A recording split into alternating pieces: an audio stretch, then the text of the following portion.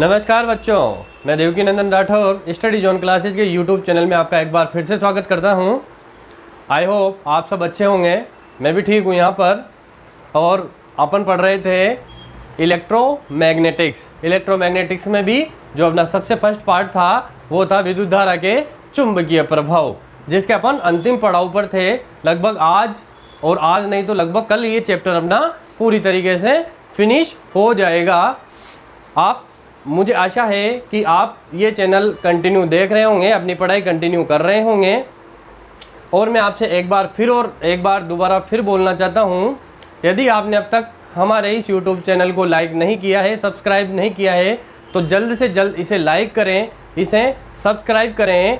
और जो वीडियो है, यदि आपको वीडियो में कहीं ना कहीं कोई ना कोई प्रॉब्लम आ रही है तो आप कमेंट बॉक्स में कमेंट करें, ताकि उससे क्या होगा, उससे होगा ये कि मुझे पता चल जाएगा कि आपको कहाँ पर प्रॉब्लम आ रही है और मैं उसे निश्चित तौर पर सॉल्व करने की कोशिश करूँगा।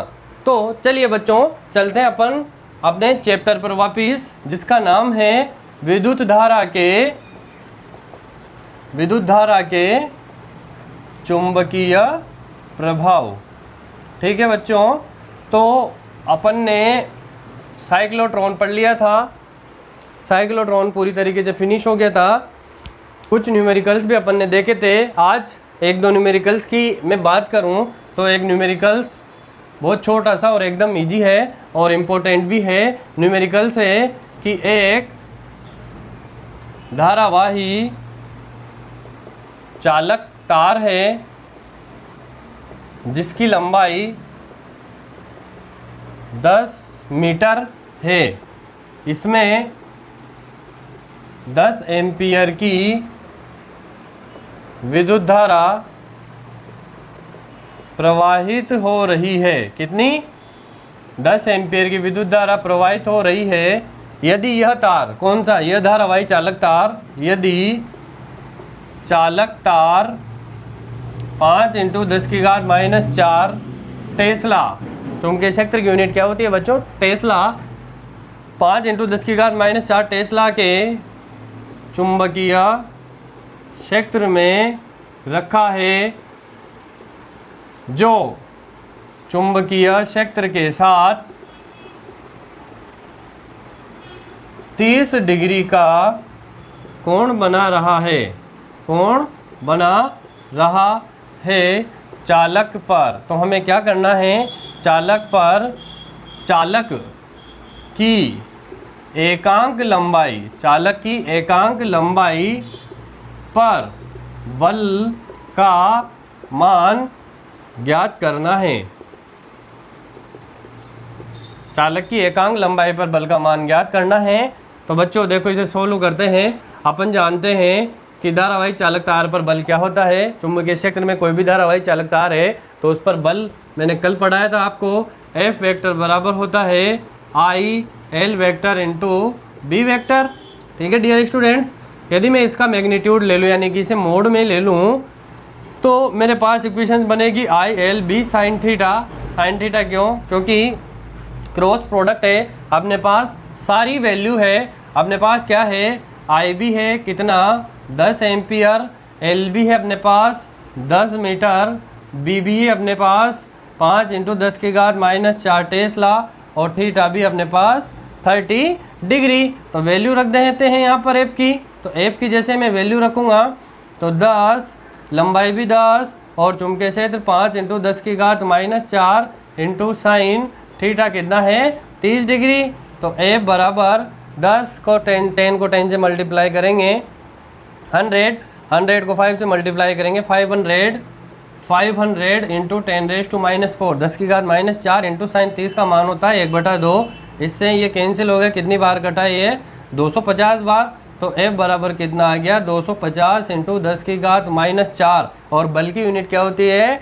न्यूटन। बल की यूनिट क्या होती है? न्यूटन। तो बच्चों ये हमारे पास आ गया बल। लेकिन बहुत से बच्चे इसको यहीं तक छोड़ देते हैं, इसके आगे सॉल्व नहीं करते हैं। जबकि उसने न्यूमेरिकल में अपन से पूछा है तार की एकांक लंबाई पर बल का मान ज्ञात करो, यानी कि यूनिट लेंथ पर फोर्स की वैल्यू बतानी है। ये केवल और केवल हमारे पास क्या है, फोर्स आया है। यूनिट लेंथ पर अपन निकालेंगे तो चालक तार की एकांक लंबाई, यानी कि यूनिट लेंथ, एकांक लंबाई पर बल, एकांक लंबाई पर बल, ये तो हो गया फोर्स, ठीक है। एकांक लंबाई यानी कि एल भी नीचे आ जाएगा, तभी तो होगा एकांक लंबाई पर बल। तो अपने पास फोर्स क्या है 250, यानी कि 250 इंटू 10 की घात -4, और लंबाई कितनी दे रखी है तार की 10 मीटर, ठीक है। इससे ये कट जाएगा तो F/L क्या आ गया अपने पास 25 इंटू 10⁻⁻⁴। अब यूनिट क्या लगेगी इसकी, फोर्स की तो होती है न्यूटन और लंबाई की होती है मीटर, तो मैं यहाँ पर यूनिट लगा देता हूँ न्यूटन पर मीटर। ये हमारा आंसर हुआ। यदि आप इसे यहाँ तक करके छोड़ेंगे तो जैसे कि यदि न्यूमेरिकल्स 2 नंबर का है तो आपका आधा या 1 नंबर काट सकता है, तो इसे न्यूमेरिकल्स को ध्यान से पढ़ें और उसके बाद सॉल्व करें। तो ठीक है डियर स्टूडेंट, ख़त्म हो गया न्यूमेरिकल्स। अब हमारा अगला टॉपिक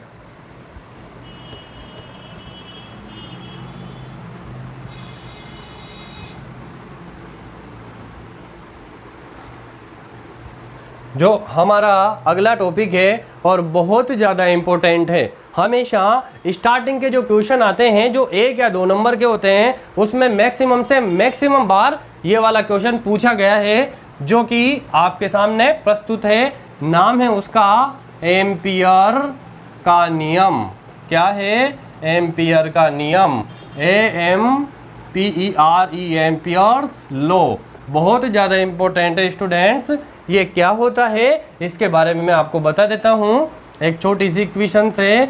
B ये क्लोज्ड इंटीग्रेशन यानी कि बंद समाकलन, DL B vector dot DL vector mu naught summation I, यही एम्पियर का नियम है। तो ये तो इसका एक्सप्रेशन है। होता क्या है ये, देखो बच्चों, होता ये है कि इस नियम के अनुसार निर्वात या वायु में स्थित, क्या इस नियम के अनुसार निर्वात या वायु में स्थित किसी बंद पथ के अनुदिश चुंबकीय क्षेत्र का बंद समाकलन, किसी बंद पथ के अनुदिश चुंबकीय क्षेत्र का समाकलन निर्वात की चुंबकशीलता और धाराओं के बीजगणितीय योगफल के गुणनफल के बराबर होता है। चलो मैं इसे लिख देता हूँ। इस नियम के अनुसार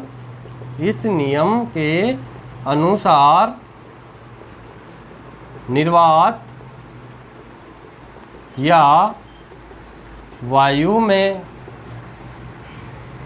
या वायु में किसी बंद पथ के अनुदिश चुंबकीय क्षेत्र का रैखिक समाकलन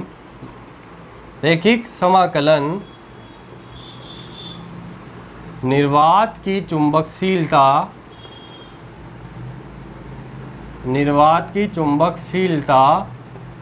यानी कि म्यू नॉट और चुंबकीय क्षेत्र यानी कि बी वेक्टर, निर्वात की चुंबकशीलता और धाराओं के बीजीय योग के गुणनफल के बराबर होता है, यही एम्पियर का नियम है। देखो यहाँ पर मैंने लिखा है इस नियम के अनुसार निर्वात या वायु में स्थित किसी बंद पथ, ये हो गया मेरा क्लोज्ड इंटीग्रेशन, इसी को बोलते हैं बंद पथ।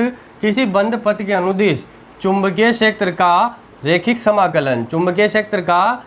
समाकलन निर्वात की चुंबकशीलता और धाराओं के बीजीय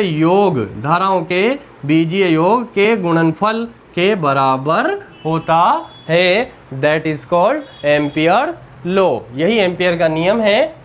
और जो ये बंद पथ है, कौन सा, ये जो बंद पथ दे रखा है, इस बंद पथ को ही एम्पीरियन पथ भी बोलते हैं। इस बंद पथ को एम्पीरियन पथ भी बोलते हैं। और जो यहाँ पर ये चीज़ दे रखी है यानी क्लोज इंटीग्रेशन यानी कि बंद समाकलन BDL, इसको बोलते हैं चुंबकीय क्षेत्र का परिसंचरण। इसे क्या बोलते हैं? चुंबकीय क्षेत्र का परिसंचरण।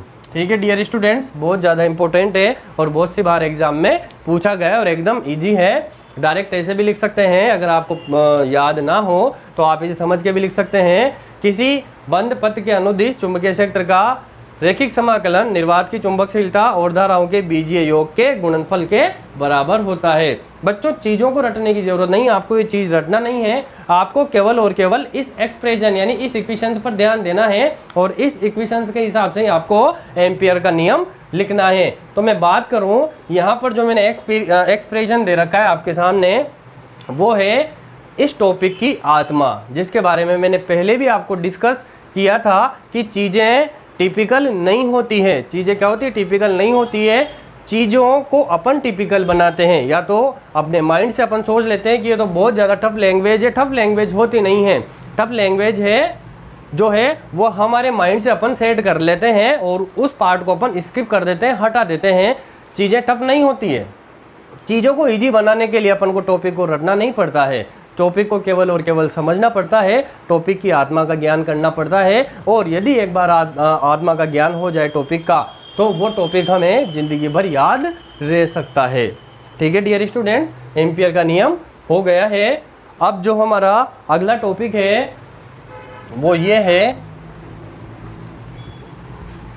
एक और बात है एम्पियर के नियम में, मैं आपको चलो उसको भी डिस्कस कर देता हूँ। एम्पियर के नियम में क्या क्या है, यदि कुछ इस टाइप से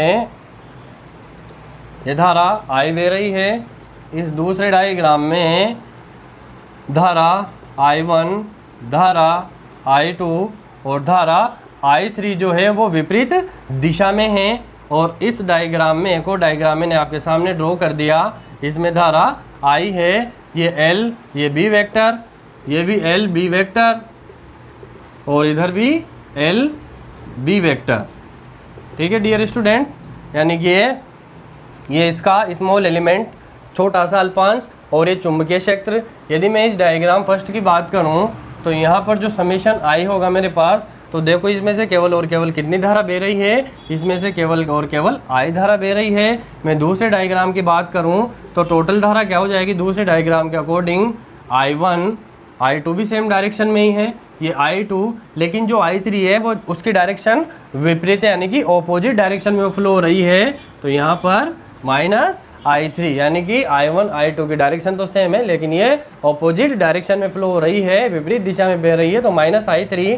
मैं इसकी बात करता हूँ यहाँ पर, तो जो समेशन आई है मेरा वो है 0 के बराबर, क्योंकि इस बंद पथ में से कोई धारा नहीं बह रही, इस बंद पथ में से कोई धारा का प्रवाह नहीं हो रहा है। तो यहाँ से एक चीज़ जो इम्पोर्टेंट और आपके समझने के लिए है वो ये है कि एम्पियर का नियम, एम्पियर के नियम से बच्चों समझना, यहाँ पर मैं जो चीज़ लिख रहा हूँ ये हो गया मेरा बंद समाकलन, ये B vector dot D L vector बराबर म्यू नॉट, मैंने क्या लिखा था?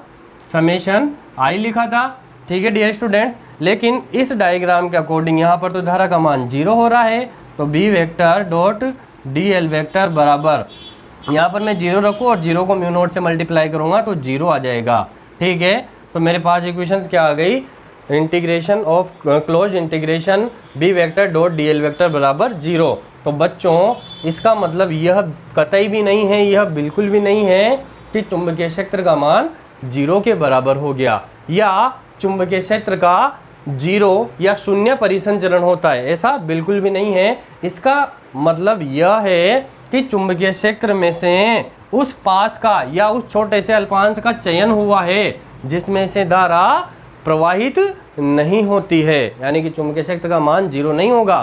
चुंबकीय क्षेत्र में से उस पास को चुना गया है जिसमें से धारा का प्रवाह नहीं होता है। ठीक है डियर स्टूडेंट्स, समझ में आ गया होगा आपको। अब चलते हैं अपने अगले टॉपिक की ओर।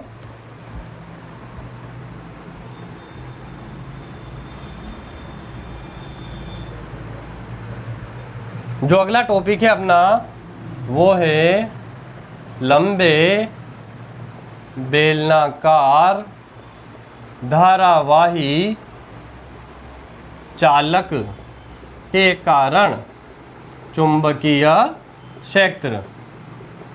लंबे बेलनाकार धारावाही चालक के कारण चुंबकीय क्षेत्र अपन ने सीधा और लंबा धारावाही चालक तार ले लिया था, अपन ने एक वृत्त ले लिया था यानी कि कुंडली भी ले ली थी, उसकी अक्ष पर भी अपन ने चुंबकीय क्षेत्र ज्ञात कर लिया था और उसके केंद्र पर भी चुंबकीय क्षेत्र ज्ञात कर लिया था। लेकिन अब हमारे पास टॉपिक है बेलनाकार धारावाही चालक यानी कि बेलन के समान। तो देखो ये कैसे हो जाएगा, ये एक बेलनाकार धारावाही चालक है जिसका आकार बेलन के समान है और इसमें से जो धारा प्रवाह हो रही है वो है आई।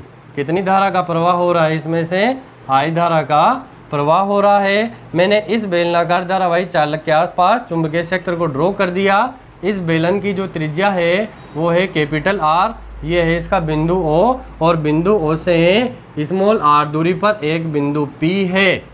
बिंदु ओ से आर दूरी पर एक बिंदु पी है जहाँ पर मुझे क्या करना है, चुंबकीय क्षेत्र का मान ज्ञात करना है। अब देखो ये जो बिंदु P है ये इस धारावाही बेलनाकार चालक से बाहर स्थित है तो चुंबकीय क्षेत्र भी बाहर ही होगा, यानी कि मैंने इसको लिख दिया B आउट और ये जो छोटा सा अल्पांश है वो है dl वेक्टर। तो ठीक है बच्चों, अपन ज्ञात करें चुंबकीय क्षेत्र। एक बार और देख लो, एक बेलनाकार धारावाही चालक है जिसकी त्रिज्या r है, इस में से यानी इस बेलनाकार धारावाही चालक में से आई धारा का प्रवाह हो रहा है। इसके बिंदु ओ से आर दूरी पर एक बिंदु P है जहां पर हमें चुंबकीय क्षेत्र का मान ज्ञात करना है। तो बच्चों चुंबकीय क्षेत्र का मान ज्ञात करने के लिए इसके 3 कंडीशन होती है। वो क्या क्या है, जब बिंदु P इस धारावाही बेलनाकार चालक के बाहर स्थित है। पहली कंडीशन, जब बिंदु P बेलनाकार धारावाही चालक के बाहर स्थित है, बेलनाकार धारावाही चालक के बाहर स्थित है, तो यानी कि इस केस में जो R है वो इस कैपिटल R से बड़ा होगा। ओबियस देखो आप, इस त्रिज्या से जो कैपिटल R है वो छोटा है इस R से, यानी कि small r is greater than capital R। तो एम्पियर के नियम से अपन जानते हैं, एम्पियर का नियम B vector dot dl vector बराबर म्यू नॉट समेशन I। अब देखो यहाँ पर जो B और dl है ये एक ही लाइन पर है, एक ही लाइन पर अलाइन हो रहे हैं, यानी कि एक ही लाइन पर स्थित है। सबसे पहले तो मैं इसको ओपन करता हूँ। B क्रॉस प्रोडक्ट है, ए डॉट प्रोडक्ट है और डॉट प्रोडक्ट में क्या आता है हमारा कोस आता है। तो B D L cos theta mu naught summation I हो गया। अब देखो ये जो B और DL है एक ही लाइन पर अलाएंगे, यानी कि जो थीटा की वैल्यू है वो कितनी आ जाएगी 0, यानी कि थीटा बराबर हो जाएगा 0 डिग्री के और कोस 0 डिग्री किसके बराबर होता है 1 के बराबर होता है, यानी कि कोस 0 का मान कितना होता है 1 होता है। और समेशन आई, इस पूरे धारावाही चालक में कितनी धारा का प्रवाह हो रहा है, आई धारा का प्रवाह हो रहा है। तो अपन वैल्यू रख देते हैं यहाँ पर बी डी एल कोस 0 का मान 1 हो गया, तो मैं यहाँ पर कोस 0 हटा देता हूँ और म्यू नॉट और समेशन आई का मान क्या है आई है। मैं बी को बाहर ले लेता हूँ, डी एल अंदर आ जाएगा, म्यू नॉट आई हो जाएगा। ठीक है डियर स्टूडेंट्स, और जो डी एल है वो पूरा, यानी कि पूरा जो डीएल है वो है किसके बराबर, परिधि के बराबर। पहले भी अपन ने डिस्कस किया है कि समेशन डीएल है, यानी कि पूरे जो स्मॉल अल्पांश है वो किसके बराबर होते हैं, वृत्त की परिधि के बराबर होते हैं। तो ठीक है, ये डीएल किसके बराबर हो जाएगा, परिधि के बराबर हो जाएगा। तो B in dot T 2 pi R बराबर म्यू नॉट आई। यहाँ से मैं चुंबकीय क्षेत्र का मान ज्ञात कर सकता हूँ। तो चुंबकीय क्षेत्र बराबर क्या हो जाएगा mu naught I upon 2 pi R. ठीक है बच्चों, B बराबर mu naught I upon 2 pi R. और यहाँ से कौन सा है ये B आउट है। ठीक है, यानी कि चुंबकीय क्षेत्र जो बिंदु P है वो इस धारावाही चालक से बाहर स्थित है, यानी कि B आउट का मान अपने पास क्या आ गया B आउट। यदि ये स्थिरांक है, ये सब स्थिरांक है, तो व्युत्क्रमानुपाती होता है दूरी के। ठीक है बच्चों, यानी कि यदि बिंदु P धारावाही चालक तार से बाहर स्थित है तो चुंबकीय क्षेत्र का मान दूरी के व्युत्क्रमानुपाती होता है। आई थिंक आप सबको समझ में आ गया होगा, ये जो सब आए ये सब आउट यानी कि बाहर का चुंबकीय क्षेत्र था। ठीक है डियर स्टूडेंट्स, अब सेकंड केस क्या बनेगा अपना, देखो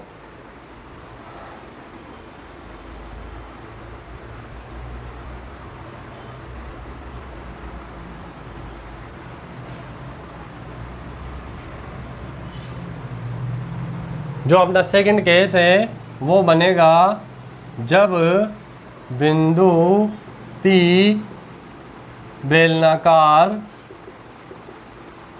चालक की सतह पर स्थित है।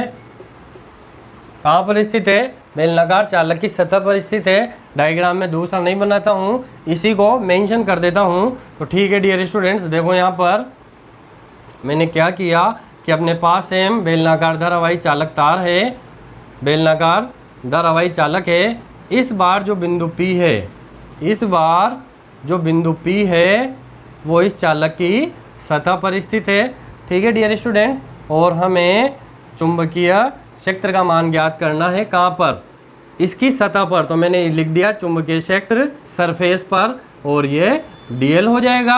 ये डायग्राम बनेगा जब बिंदु P इस चालक की सतह पर आ जाएगा तो डायग्राम कुछ इस तरीके से बनेगा, और उसमें I धारा का प्रवाह हो रहा है। तो यानी कि इस केस में जो R होगा वो किसके बराबर होगा? कैपिटल R के। तो देखो ये जो स्मॉल r है वो बराबर है इस कैपिटल R के। तो ठीक है, अपन ने बाहर जब चुंबकीय क्षेत्र को स्टडी किया था तो यानी कि अपने पास क्या आया था? B आउट आया था mu not I upon 2 pi R, यही आया था। लेकिन इस बार ये R किसके बराबर है? कैपिटल R के। तो ये क्या हो जाएगा? BS यानी कि सरफेस पर हो जाएगा। ये अपन बिंदु P बेलनाकार चालक की सतह पर ले रहे हैं, तो चुंबकीय क्षेत्र सरफेस यानी कि सतह पर हो जाएगा। और इस R की वैल्यू भी क्या हो जाएगी? 2 पाई कैपिटल R के। और BS is inversely proportional to capital R। ठीक है डियर स्टूडेंट्स, यानी कि जब बिंदु P बेलनाकार धारावाही चालक की सतह पर स्थित है तो चुंबकीय क्षेत्र का मान दूरी के व्युत्क्रमानुपाती होता है। ठीक है बच्चों, या त्रिज्या के व्युत्क्रमानुपाती होता है। ये अपना सेकंड केस हो गया। अपना थर्ड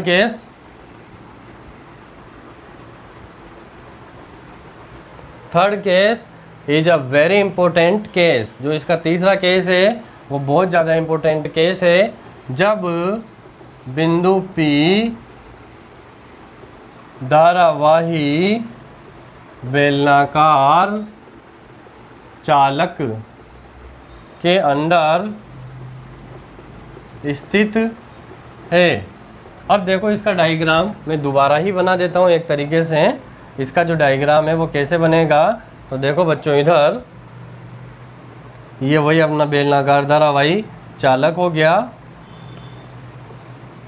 ये इस पूरे धारावाही चालक में कितनी धारा का प्रवाह हो रहा है? I धारा का प्रवाह हो रहा है।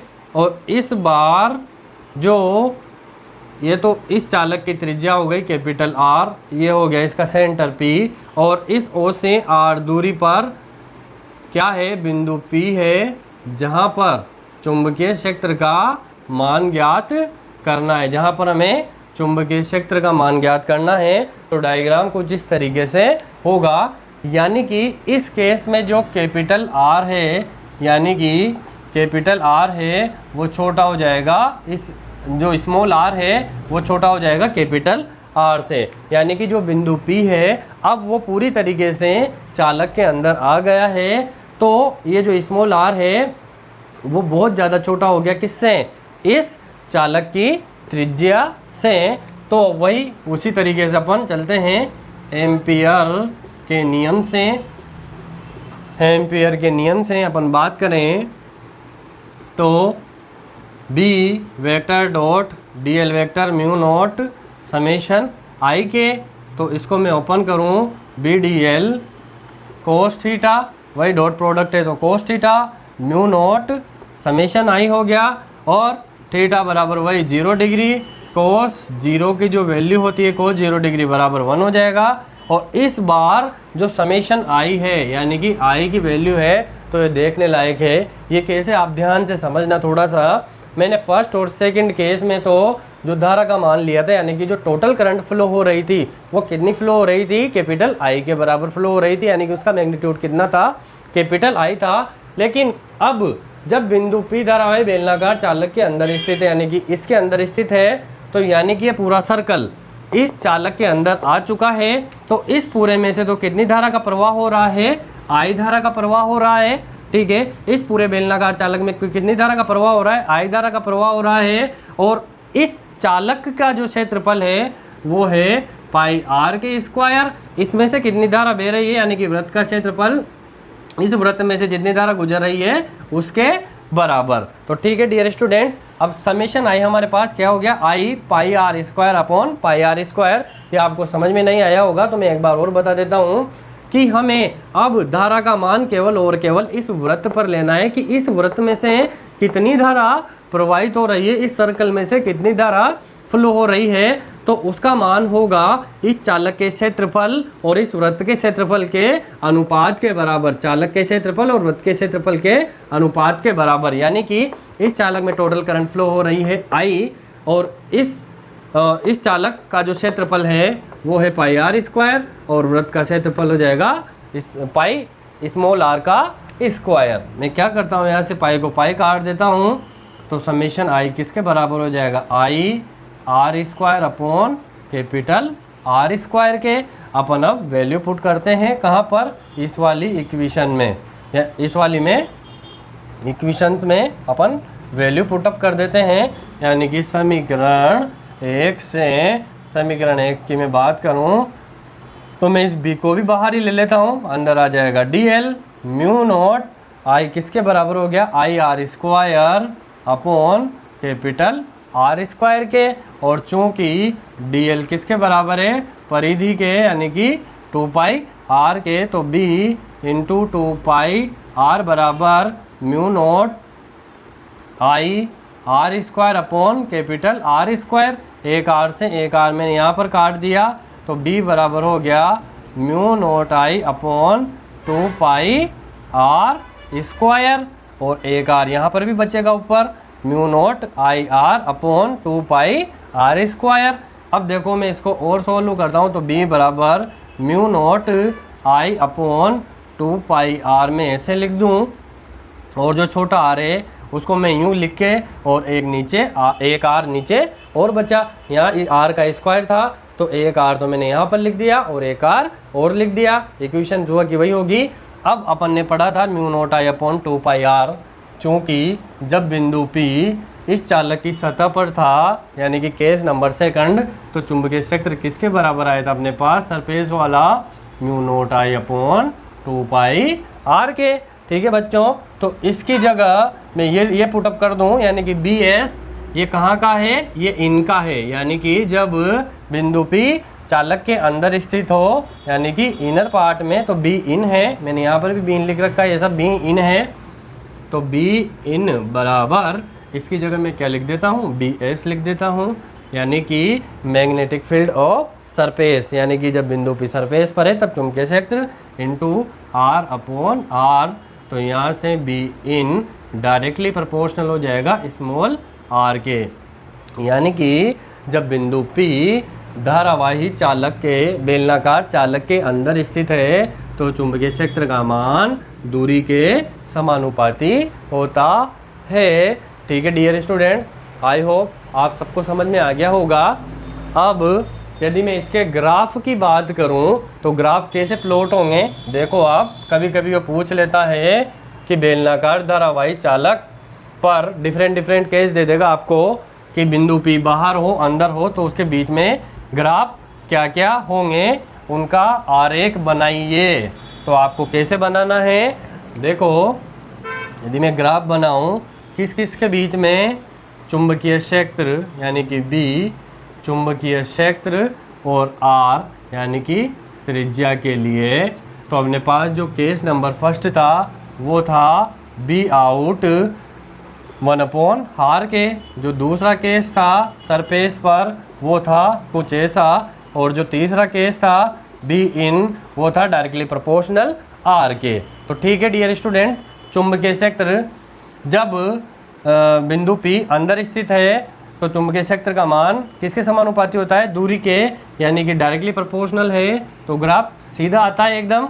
ठीक है डियर स्टूडेंट्स, ग्राफ सीधा आ जाएगा। और जब बिंदु P बाहर स्थित है तो दूरी के व्युत्क्रमानुपाती होता है, यानी कि ग्राफ कुछ ऐसे कर्व के रूप में आ जाएगा। तो B ये तो हो गया B in directly proportional to R के, ये हो गया B out inversely proportional 1/r के, और ये कुछ इस टाइप से हो गया BS, यानी कि जब R बराबर है कैपिटल R के। ठीक है, तो ये इसके ग्राफ हो गए जब बिंदु P तीन अलग अलग स्थितियों पर स्थित है। तो जब डायरेक्टली प्रोपोर्शनल होगा तो ग्राफ हमें सीधी रेखा के रूप में प्राप्त होगा, इनवर्सली प्रोपोर्शनल होगा तो हमें अति परवलय और वक्र के रूप में ग्राफ प्राप्त होता है। ये भी फिनिश हो गया।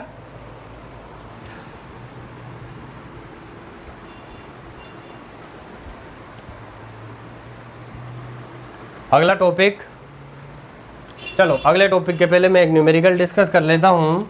एक धारावाही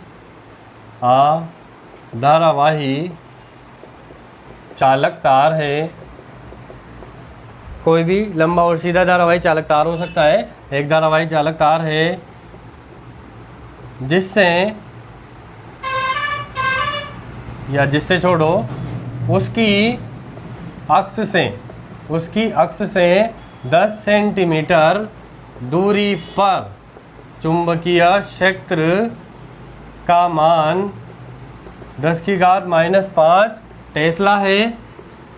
तो धारावाही चालक तार पर धारा का मान ज्ञात करो। यानी कि कोई भी धारावाही चालक तार है, कोई भी एक लंबा और सीधा धारावाही चालक तार है, उसकी अक्ष से यानी कि इस अक्ष से 10 सेंटीमीटर दूरी पर जो चुंबकीय क्षेत्र है उसका मान क्या है? 10⁻⁵ टेस्ला है। हमें बताना है कि इसमें से कितनी धारा प्रवाहित हो रही है।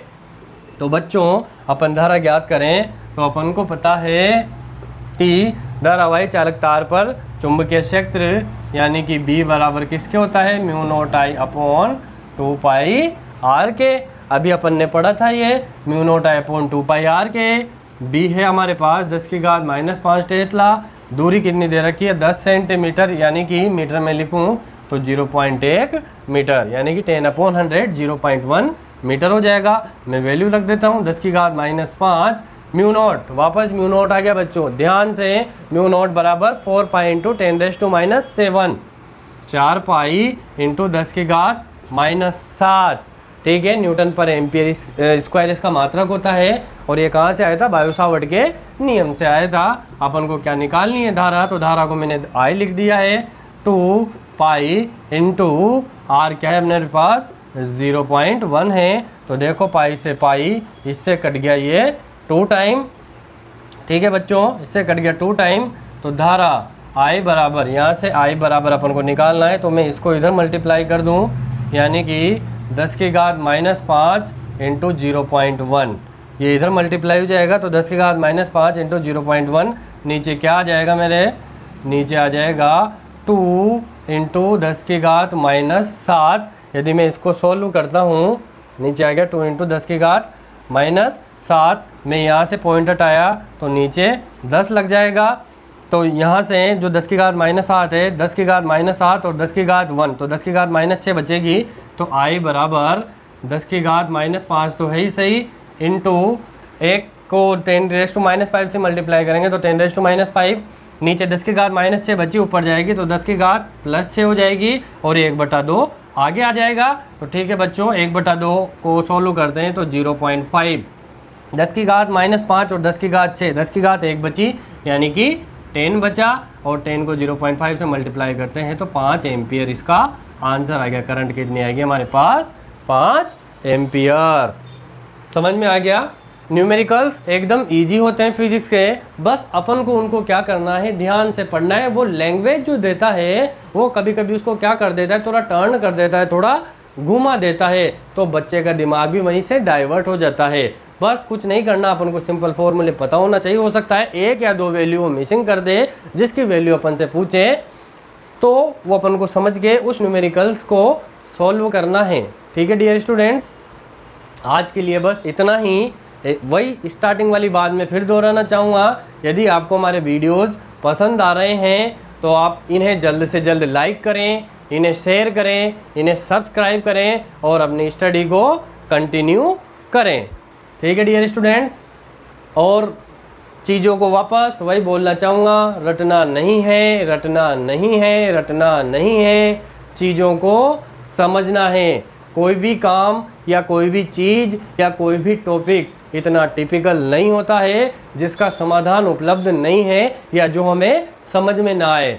सारी चीज़ें समझ में आने योग्य है। आप एक बात सोचो, यदि ये चीज़ें इतनी ही ज़्यादा टिपिकल होती, इतनी ही ज़्यादा हार्ड होती, तो इन्हें सिलेबस में ही क्यों रखते जब ये चीज़ें किसी को समझ में नहीं आती। तो ओबियस ये चीज़ें समझ में आई होगी, उसके बाद ही तो आपके सब्जेक्ट में इनको इन्वॉल्व किया गया है ना। तो मेरा कहना यही है कि हो सकता है स्टार्टिंग जब आप करो तो आपको थोड़ी टिपिकल लगे, तो आप उसको कंटिन्यू स्टडी करो, उससे समझो, ध्यान से पढ़ो। डीएन आपको पढ़ा रहा है तो आपको इजी वे में ये चीज़ें समझ में आ जाएगी। मैं 4 लाइनें आपके सामने बोलना चाहूँगा कि चीज़ें खतरनाक नहीं होती है, खतरनाक अपन खुद बनाते हैं उनको। कैसे कि दुनिया का हर शौक पाला नहीं जाता। क्या बच्चों, दुनिया का हर शौक पाला नहीं जाता और कांच के खिलौनों को उछाला नहीं जाता। दुनिया का हर शौक पाला नहीं जाता और कांच के खिलौनों को उछाला नहीं जाता। मेहनत करने से मुश्किलें हो जाती है आसान, क्योंकि हर काम तकदीर पर टाला नहीं जाता। तो ठीक है डियर स्टूडेंट्स, मुझे दीजिए इजाज़त। इसके आगे के टॉपिक अपन कल की ऑनलाइन क्लास में डिस्कस करेंगे। जय हिंद, जय भारत।